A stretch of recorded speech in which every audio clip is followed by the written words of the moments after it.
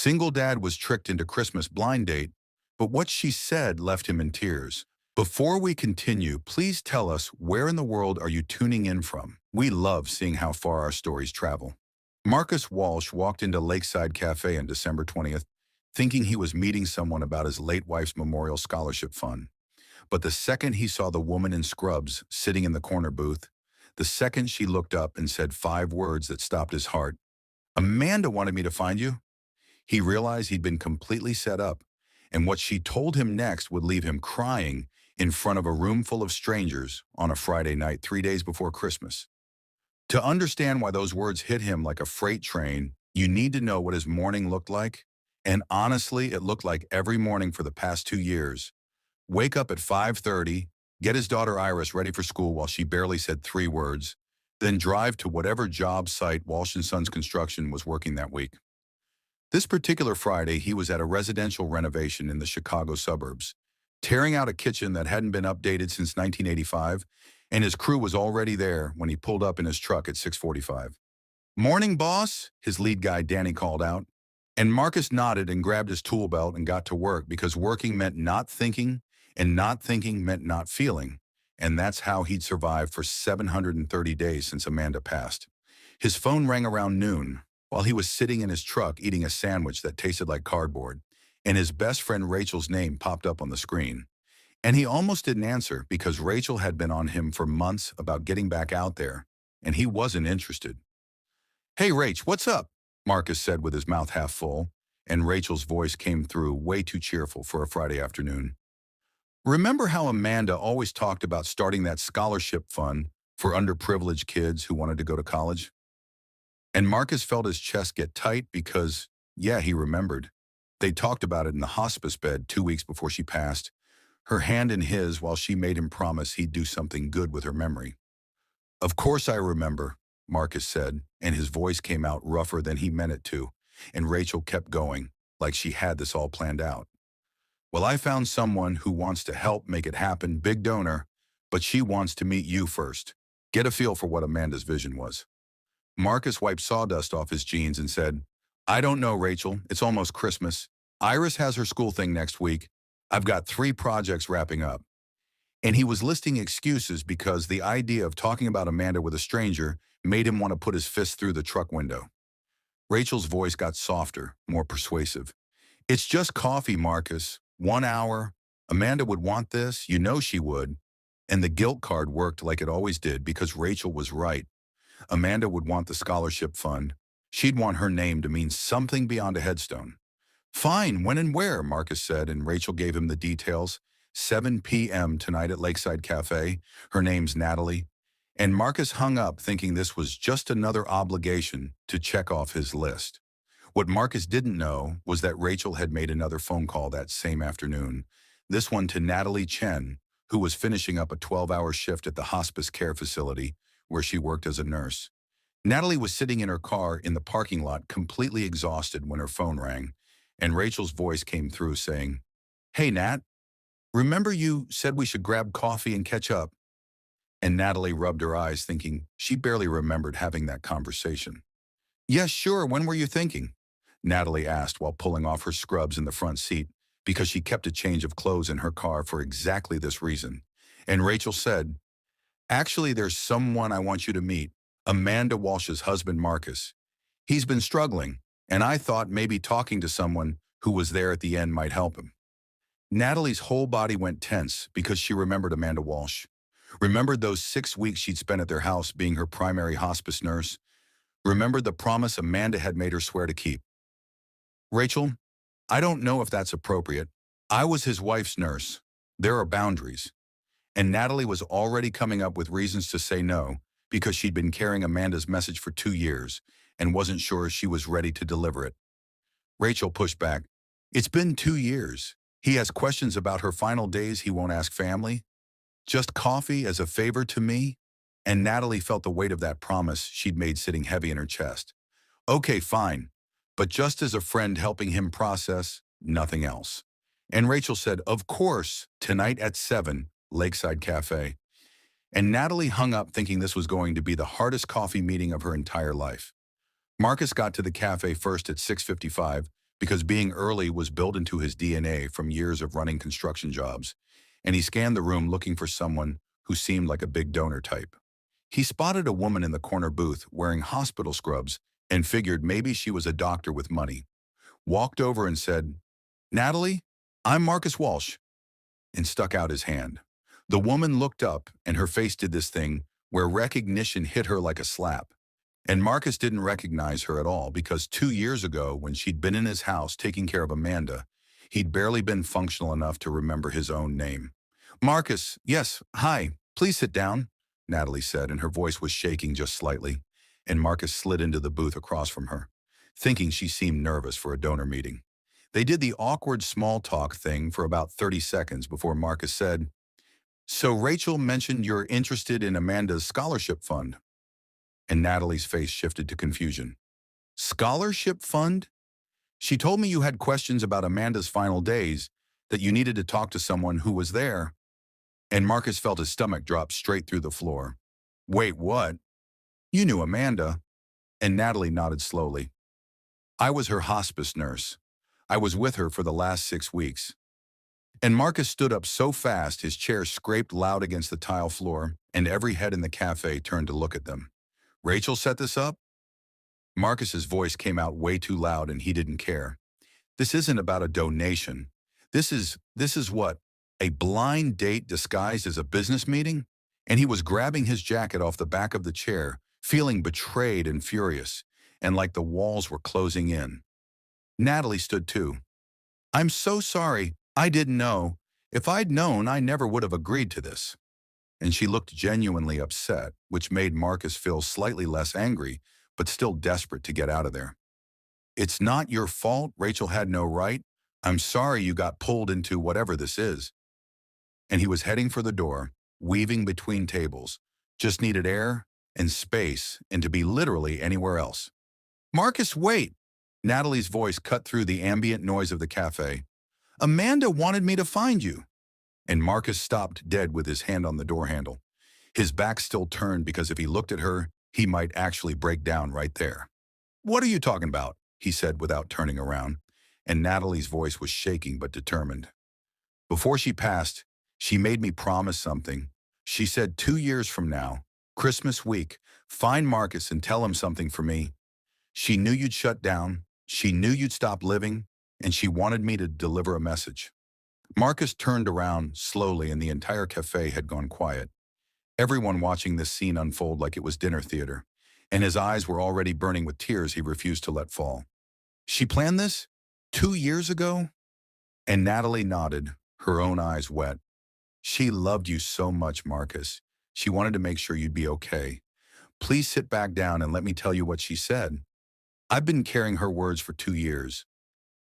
Marcus walked back to that corner booth on legs that didn't feel entirely solid, and the whole cafe was still watching them like this was the most interesting thing that had happened all week, and he slid into the seat across from Natalie without saying a word because his throat was too tight to form sentences. Natalie reached into her purse with hands that were shaking and pulled out a sealed envelope that looked worn from being carried around for way too long. And Marcus saw his name written in Amanda's handwriting across the front and felt like someone had reached into his chest and squeezed. "She gave me this the night before she passed," Natalie said quietly. "Made me promise not to open it, just to give it to you exactly 2 years later during Christmas week. And I've been carrying it in my bag every single day, waiting for the right moment." Marcus stared at that envelope like it might explode if he touched it. "I don't know if I can read this here, not in front of all these people." And his voice came out barely above a whisper, and Natalie nodded understanding completely. "You don't have to read it now, but I also need to tell you what she said out loud, what she made me memorize so I could say it to your face when I found you." And Marcus looked up at her, this stranger who'd cared for his wife in her final weeks, this woman who'd been carrying a message like some kind of emotional time capsule. "She made you memorize something?" And Natalie's eyes were already wet. "She said the letter was for later, when you were alone. But the words were for the exact moment I tracked you down."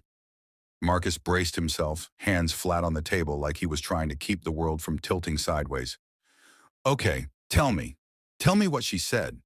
Natalie took a shaky breath, and her voice came out steady despite the tears starting to fall. She said, "Tell Marcus that I'm not gone. I'm in every sunrise he shows Iris, every house he builds with those strong hands, every moment he chooses joy over grief. Tell him that loving me doesn't mean stopping his life. It means living it fully because I can't anymore. Tell him 2 years is long enough to mourn, and it's time to let someone new make him smile." Marcus put his head in his hands right there at the table, and his shoulders started shaking. And he was crying in front of a cafe full of strangers, but he couldn't have stopped if his life depended on it. Natalie reached across the table and took his hand without thinking, pure nurse instinct kicking in. She also said, "Tell him Iris needs to see him happy, not just surviving. That little girl is watching everything and learning that grief is forever, and Amanda didn't want that." Marcus looked up with tears streaming down his face. How did she know? How did she know I'd still be stuck 2 years later? How did she know I'd be going through the motions like some kind of robot? Natalie's thumb rubbed circles on the back of his hand. "Because she knew you, Marcus. She said you'd bury yourself in work.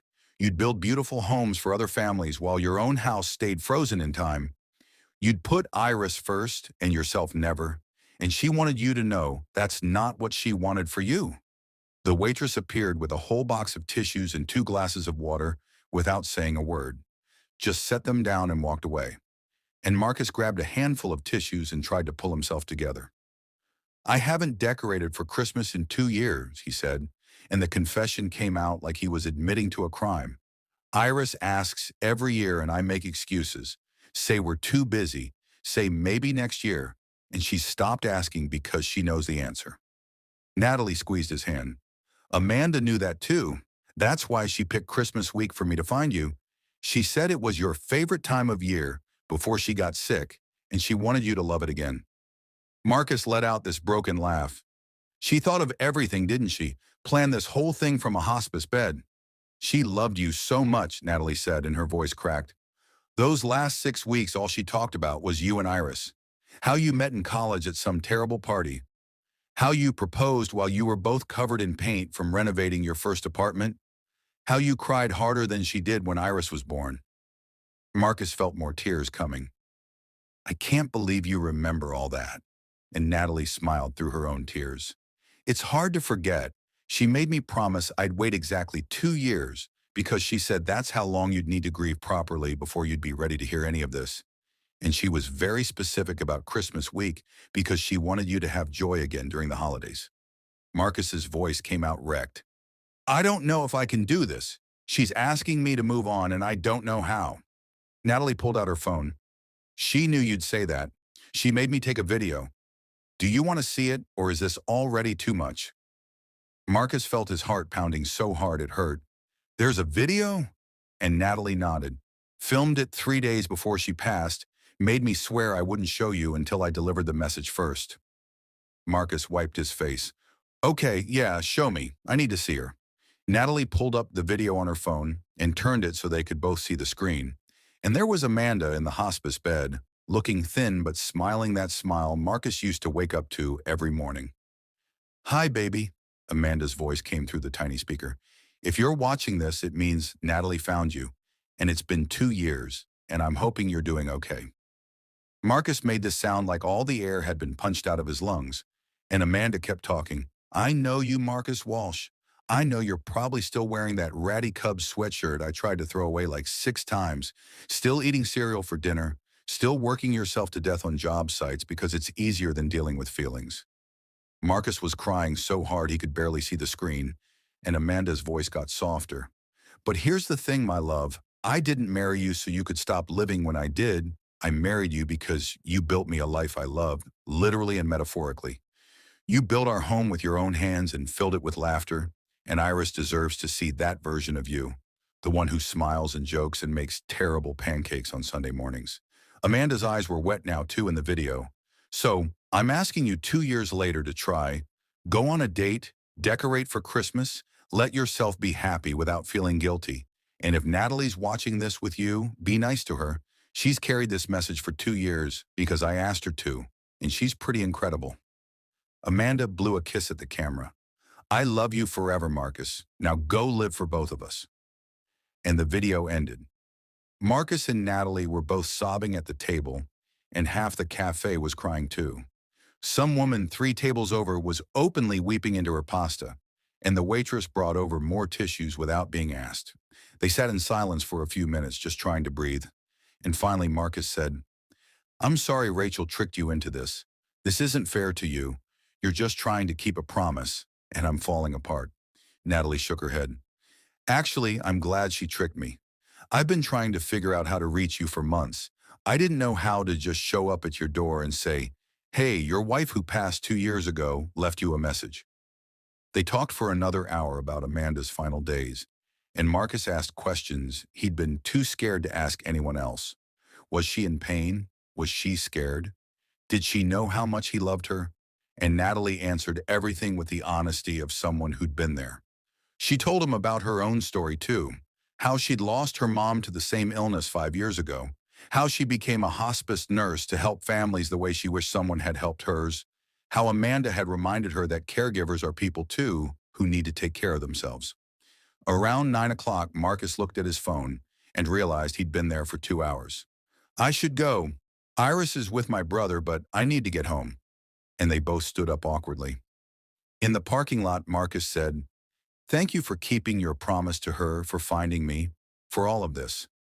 And Natalie said, "Of course." And there was this moment where neither of them knew what to do next. "Rachel probably thought this would turn into something," Marcus said, and his voice was tight, "like romantic or whatever. But I'm not ready for that. I'm sorry." Natalie looked relieved. "I'm not either. 100.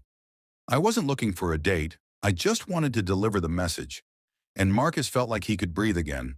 "Okay, good. So we're on the same page." They said awkward goodbyes and drove away in opposite directions. And Marcus sat in his truck in his own driveway for 20 minutes, just staring at that sealed letter before finally going inside. 3 days later, on December 23rd, Marcus still hadn't opened the letter. It was sitting on his nightstand, taunting him, and Iris came into his room that morning before school. "Daddy, what's that?" she asked, pointing at the envelope. And Marcus said, "Just a letter from Mommy. She wrote it a long time ago." And his voice came out thick. Iris climbed onto his bed. "Are you going to read it?" And Marcus said, "When I'm ready, baby." And Iris went quiet for a minute, then said in this small voice, "I miss her, but I also miss you. You're here, but you're not really here." Marcus felt like she'd just driven a nail straight through his heart. "What do you mean, sweetheart?" And Iris looked at him with eyes way too old for 7 years. "You don't smile anymore, Daddy. You don't do Christmas stuff. Mommy loved Christmas, and now we don't even have a tree." Marcus pulled his daughter into a hug and realized she was right. He'd been so focused on just surviving, he'd forgotten his kid was watching and learning that this is what life looks like after loss. He made a decision that was probably crazy, pulled out his phone and called Natalie, and when she answered sounding surprised, he just started talking. "I need help. I know this is weird, but I need to decorate for Christmas for Iris, and I can't do it alone. All Amanda's decorations are in storage, and I can't face them by myself, and I don't know why I'm calling you, but—" And Natalie cut him off. "I'll be there in 20 minutes. Text me your address." Natalie showed up at Marcus's house 20 minutes later in jeans and a sweatshirt, looking nothing like the composed nurse from the cafe, and Iris opened the door with eyes that went wide when she saw a stranger standing there. "Who are you?" Iris asked with all the suspicion a 7-year-old could muster, and Natalie knelt down to her level. "I'm Natalie. I'm a friend of your dad's. I'm here to help with Christmas decorations if that's okay with you." Iris's entire face transformed, like someone had flipped a light switch. "We're decorating? Really? Daddy said we could?" And Marcus appeared behind her, looking grateful and terrified in equal measure. "Yeah, baby, we're decorating. Natalie's going to help us because I can't do it alone." They drove to the storage unit in Marcus's truck with Iris chattering nonstop in the back seat about ornaments she remembered from when she was little. And when Marcus unlocked the unit and saw all those boxes labeled in Amanda's handwriting, his hands started shaking. "Christmas decorations. Handle with joy," one box said, and Marcus just stood there staring at it until Natalie touched his arm gently. "We can do this. One box at a time, and if it gets too hard, we stop, okay?" Marcus nodded and grabbed the first box, and they loaded up the truck bed with what felt like his entire past packed in cardboard. Back at the house, they spent the next 3 hours transforming the place, and Natalie strung lights along the porch railing while Marcus held the ladder steady, and Iris directed the whole operation like a tiny general. That wreath goes on the door, the snowman goes in the front yard. Mommy always put the star on top last, and her voice was so full of excitement that Marcus felt his chest get tight watching her. They found Amanda's old Christmas playlist on a dusty iPod and played it through the speakers. And for the first time in 2 years, Marcus's house felt alive instead of like a museum dedicated to grief. Iris fell asleep on the couch around 9 p.m., surrounded by empty boxes and tissue paper, and Marcus covered her with a blanket while Natalie made them both coffee in the kitchen. They sat on the floor by the Christmas tree they just decorated, exhausted but something close to content, and Marcus said quietly, "Thank you for coming. I couldn't have done this without you." Natalie leaned her head back against the couch. "You could have. You just needed someone to take the first step with you. And honestly, it helped me too. I haven't decorated for Christmas in 3 years since my mom passed." Marcus looked at her, really looked, and saw the same exhaustion and grief he carried every day. "Rachel didn't just trick me, did she? She tricked you too, into dealing with your own stuff." Natalie laughed softly. "She's smarter than both of us combined, apparently. I've been so busy taking care of everyone else, I forgot I'm allowed to have a life too." They sat in comfortable silence, watching the tree lights blink, and then Marcus pulled the letter out of his pocket. "I've been carrying this around since you gave it to me. I keep almost reading it, then losing my nerve. But I think I need to do it now. And I think I need you here when I do." Natalie sat up straighter. "Are you sure? This is really personal, Marcus." But he was already opening the envelope with hands that wouldn't stop shaking. He read silently at first, and Natalie watched his face go through about 17 emotions in 30 seconds. And then he started reading out loud in a voice that kept breaking. "My dearest Marcus, if you're reading this, it's been 2 years, and I'm hoping you've started to heal. I'm hoping Iris has your smile and your terrible sense of humor. I'm hoping you're still building beautiful homes with those strong hands that I love so much." Marcus had to stop and wipe his eyes before he could keep going. "But I'm also guessing you're still scared.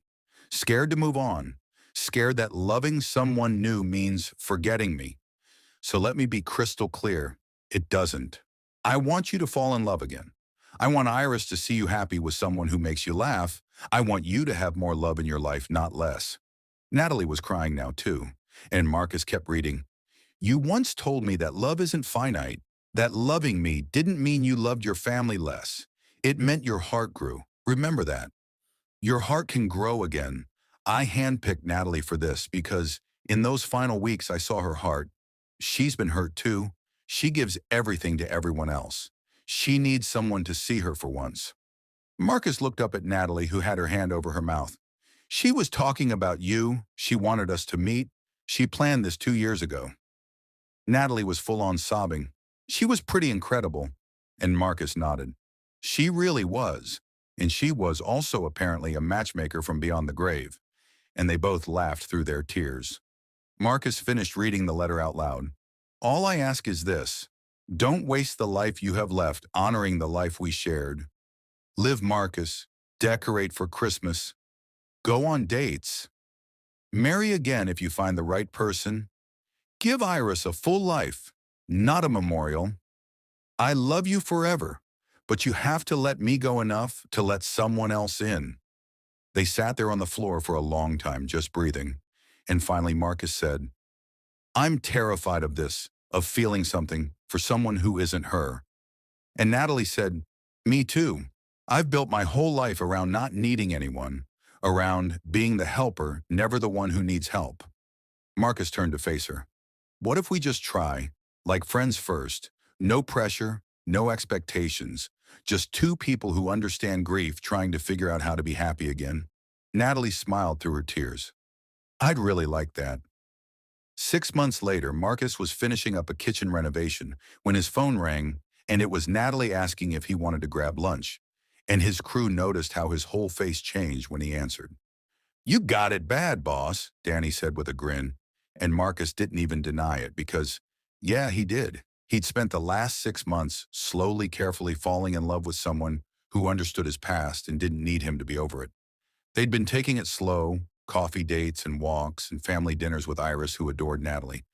And somewhere between February and June, Marcus had realized he was actually happy for the first time in years. At lunch, Natalie reached across the table and took his hand. I need to tell you something, and I'm nervous about it. And Marcus's heart started pounding. Okay, what's wrong? Natalie shook her head. Nothing's wrong. It's just, I think I'm falling in love with you, and I needed to say it out loud before I lost my nerve. Marcus felt his eyes get wet. I think I've been in love with you since you showed up at my house to help me decorate. I was just too scared to say it. But Natalie, I love you, and it doesn't feel like betraying Amanda. It feels like honoring her because she wanted this. 1 year after that first cafe meeting, Marcus asked Natalie to meet him at Lakeside Cafe, and she showed up confused because they didn't usually go there. Why here? She asked as they walked to the same corner booth where everything started, and Marcus slid into the seat across from her, just like that first night. Because this is where you delivered Amanda's message, where you cracked me open and reminded me how to live. And I need to ask you something here, where it all began. And he got down on one knee right there in the booth. Natalie Chen, you saw me at my absolute lowest and didn't run.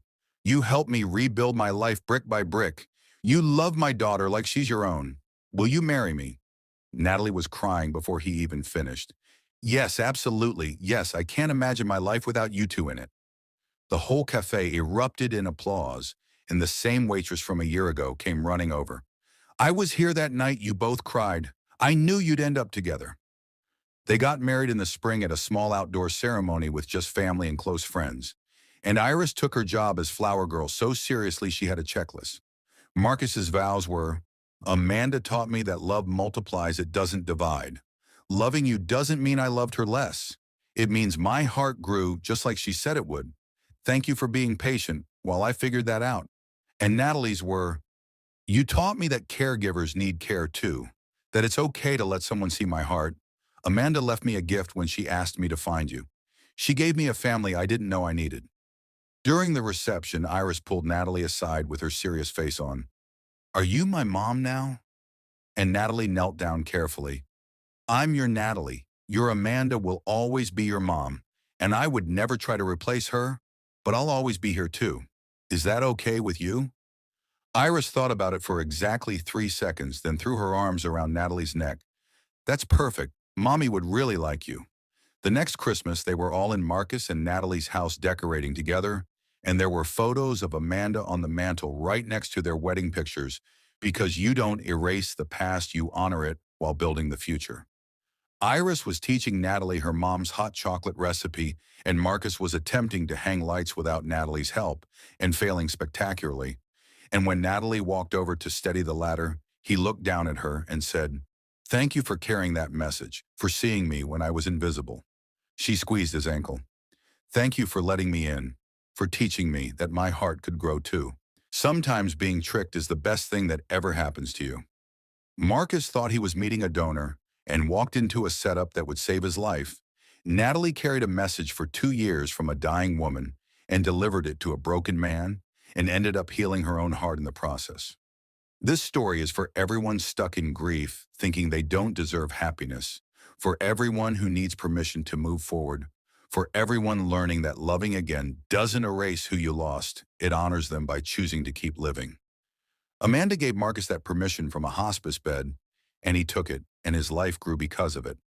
If this reminded you that hearts can heal and love, multiplies, and second chances are real, hit subscribe, share this with someone who needs to hear.